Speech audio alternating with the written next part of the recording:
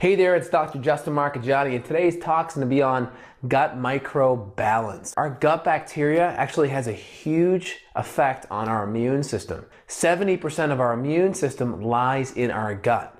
And without having healthy gut balance and healthy digestion and healthy gut flora, it's going to severely affect our immune system. So we have three main types of bacteria. We have beneficial bacteria. This could include like probiotics, also beneficial to our gut. We have commensal bacteria. Commensal are kind of like the switch hitters, right? They can go either way. They can bat from both sides of the plate. And we're going to talk about the stressors here below that can actually push them to one side or the other. Commensal can become beneficial bacteria, or they can shift into pathogenic bacteria. And it's the key stressors that are really pushing them in one direction or the other. We also have pathogenic bacteria.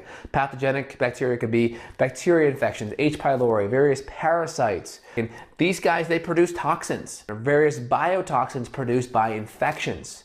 These infections also disrupt peristalsis, meaning the stool that should be coming out of our intestines into the toilet can take longer. And when that happens, our body can reabsorb a lot of toxins that are inside of us, and that can literally poison us, right? Auto-intoxication, right? Poisoning of the self.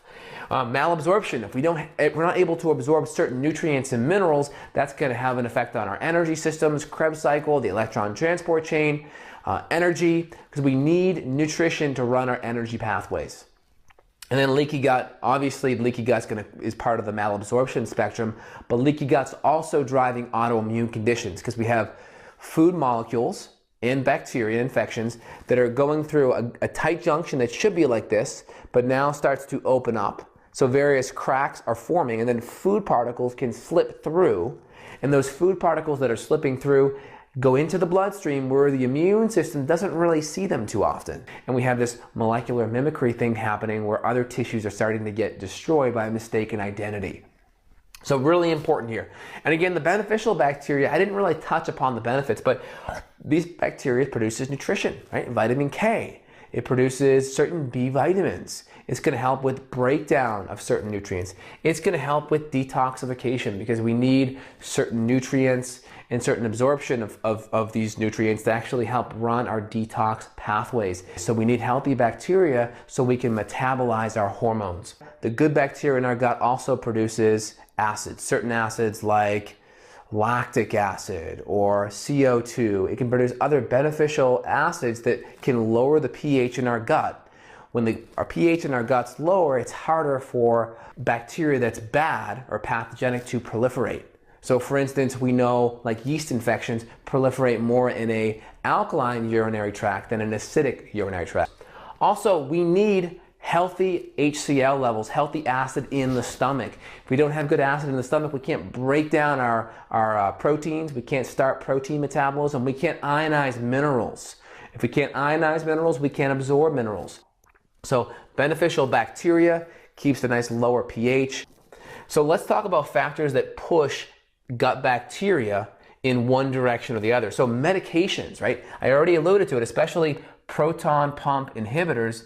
This could be Nexium, this could be Prilosec, the purple pill, etc., omeprazole for your over-the-counter meds. This is going to shut down HCl production. I already talked about how HCl is very important for the first domino of digestion. Your esophageal sphincter right here at the top of your throat here, without enough acidity, that triggers the esophageal sphincter to close. So HCl will trigger the esophageal sphincter to close. If that doesn't close, then it's very easy for the acids to rise up and start burning your throat and creating a reflux disorder. Sugar is really important because if we're eating too much refined and processed sugar, that's going to be feeding a lot of bad bacteria in our gut. A significant increase in sugar consumption, which are feeding a lot of the funguses and pathogenic bacteria, causing them to kind of have a feeding frenzy, if you will. Emotional stress, right? We know that emotional stress and relationships or family, etc., that's going to increase IL-6 or interleukin-6, which is an immune compound, which can throw our immune system out of balance.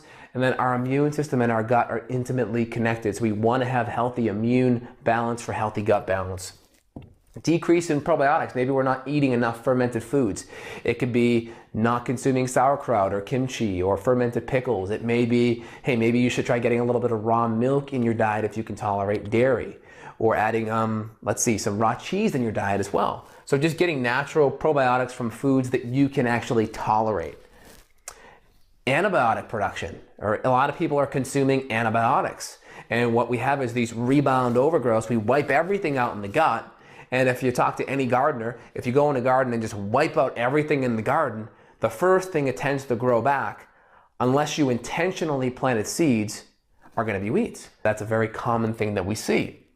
So we want to really come in there and make sure if antibiotic use is an issue, we want to really clean up the gut and intentionally put good seeds back in, or good pre and probiotics back in, and make sure infections are clean. Infections are also a big issue because infections tend to be opportunistic. A lot of these things tend to be opportunistic, meaning when these things happen, we start to see decrease HCl production. We start to see decrease in enzymes, and we start to see a decrease in nutrition.